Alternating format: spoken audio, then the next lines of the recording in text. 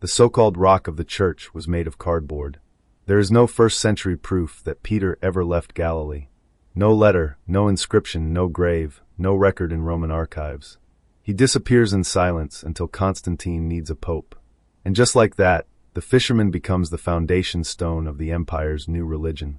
The Vatican needed a mascot, and Peter fit the mold. Poor, malleable, dead. The man who denied his teacher 3 times was perfect to head a system built on denial. Peter was not a pope. He was a ghost conjured by Rome to legitimize its new church.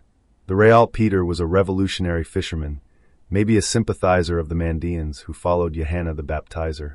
The Mandaean texts remember river prophets, not temple lackeys. Peter might have been one of them, but his story was hijacked and rewritten. By the time Constantine came along, the fisherman had been turned into a saint, a martyr, and the emperor's personal sock puppet. Let us start with the denial grind. The Gospels say Peter denied Jesus 3 times before the rooster crowed. That is not prophecy. That is an interrogation pattern. It mirrors Roman psychological torture scripts: the repetition, the forced confession, the broken loyalty. Mark's Gospel reads like a police report, not revelation. Peter is questioned 3 times, cracks under pressure, and weeps. The rooster crow is a cue for submission. It marks the moment the prisoner gives in. Rome turned that failure into a sacrament. The broken man becomes the rock. The coward becomes the cornerstone. It is psychological inversion. And what about that so-called miracle on the water? The fisherman who cannot swim. The man who sinks when he tries to walk on the sea becomes the head of the church. Matthew 14 turns a drowning peasant into a leader of nations. It is parody disguised as miracle. Rome took the weakest follower and crowned him first.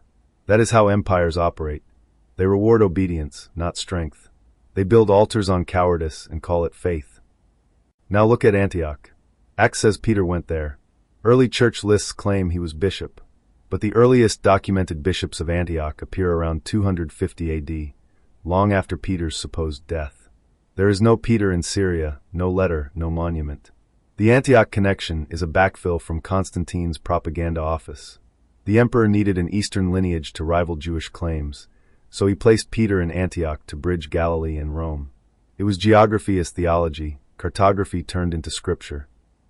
Then comes the upside-down lie. The legend says Peter was crucified upside down in Rome because he felt unworthy to die like Jesus. That story does not appear until Eusebius writes it 300 years later.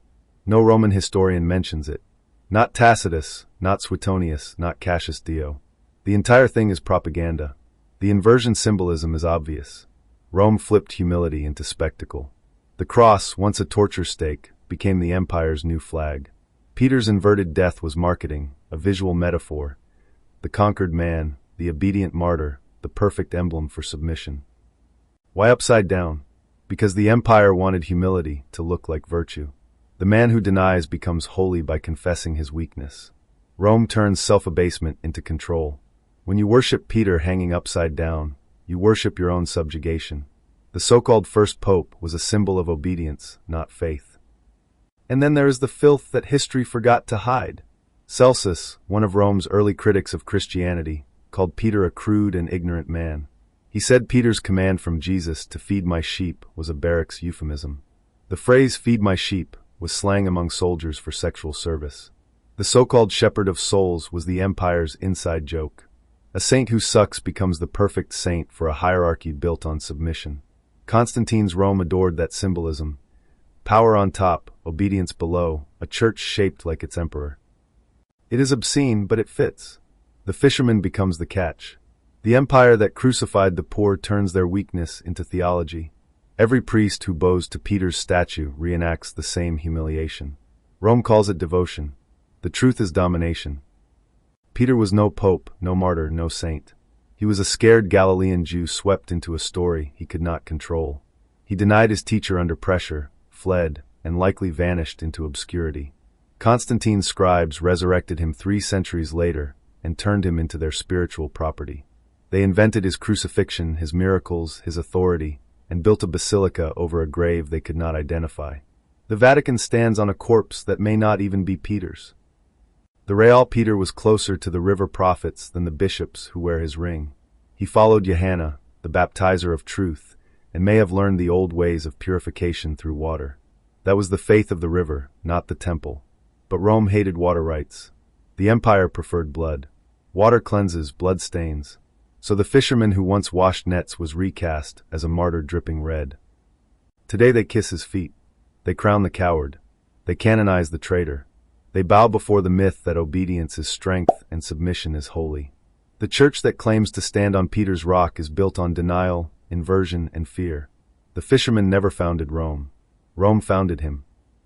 Veritas lux me. Veritas lux mea.